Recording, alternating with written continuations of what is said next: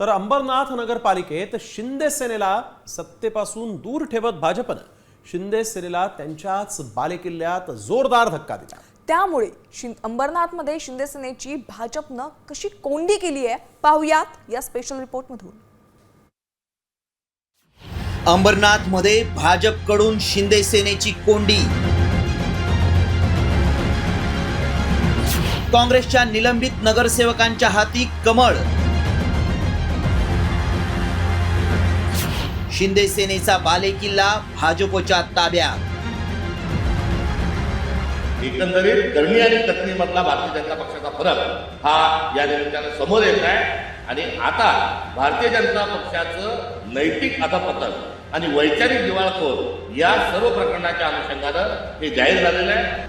अंबरनाथमधील भाजप काँग्रेस युतीनंतर प्रदेशाध्यक्ष हर्षवर्धन सपकाळांनी 12 नवनिर्वाचित नगरसेवकांचं निलंबन केलं आणि त्यानंतर भाजपनं राबवलेल्या ऑपरेशन लोटसला हात देत काँग्रेसच्या 12 नगरसेवकांनी थेट भाजपात पक्षप्रवेश केलाय।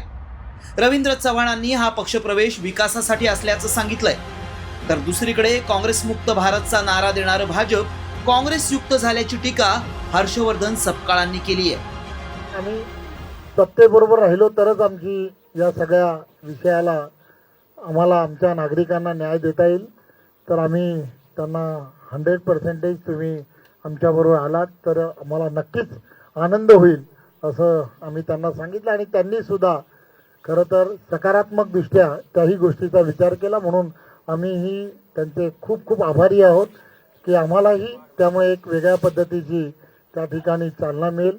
एकंदरीत करणी आणि कथनी मधला भारतीय जनता पक्षाचा फरक हा या निमित्तानं समोर येत आहे आणि आता भारतीय जनता पक्षाचं नैतिक अधपतन आणि वैचारिक दिवाळखोर या सर्व प्रकरणाच्या अनुषंगानं हे जाहीर झालेलं आहे।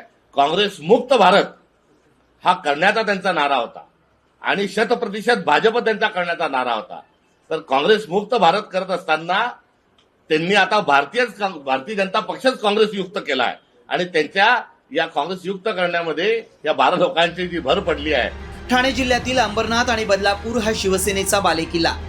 गेल्या 25 वर्षांपासून इथं शिवसेनेची एक हाती सत्ता होती, मात्र शिवसेनेच्या फुटीनंतर शिंदे सेनेला याच बालेकिल्ल्यात भाजपनं धूळ चारली।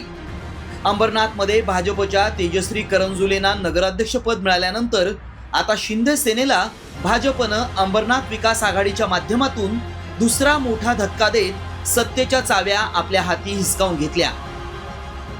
अंबरनाथ नगरपालिकेत शिंदे सेनेचे 27 आणि एक अपक्ष असे 28 नगरसेवक निवडून आलेत, तर भाजपचे 14 आणि एक अपक्ष असे 15 नगरसेवक निवडून आलेत, तर दुसरीकडे काँग्रेसचे 12 आणि अजित पवारांच्या राष्ट्रवादीचे 4 नगरसेवक निवडून आलेत।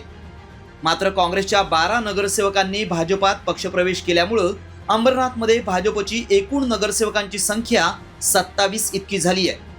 त्यात अजित पवारांची राष्ट्रवादी ही भाजपसोबत अंबरनाथ विकास आघाडीत असल्यामुळं एकूण संख्याबळ 31 वर पोहोचलंय। एकीकडे शिंदे सेनेला दूर ठेवण्यासाठी भाजप आक्रमक झालेली असतानाच शिंदे सेना अजित पवारांच्या राष्ट्रवादीला सोबत घेऊन सत्ता स्थापनेचा प्रयत्न करणार असल्याचीही चर्चा रंगली आहे। मात्र निवडणुकीआधी झालेल्या युतीशी फारकत घेऊन शिंदे सेना अजित पवारांच्या राष्ट्रवादी सोबत जाईल अशी शक्यता कमीच आहे। त्यामुळे अंबरनाथचा बालेकिल्ला हातून निसटल्यावर शिंदे सेना राज्यात भाजपशी कसं जुळून घेते आणि भाजपचा हा वार शिंदे सेना नेमका कधी आणि कसा उलटवून लावणार याकडेच आता सगळ्यांचं लक्ष लागलंय। अंबरनाथहून अजय दुधाणेसह मयुरेश कडव, साम टीव्ही न्यूज।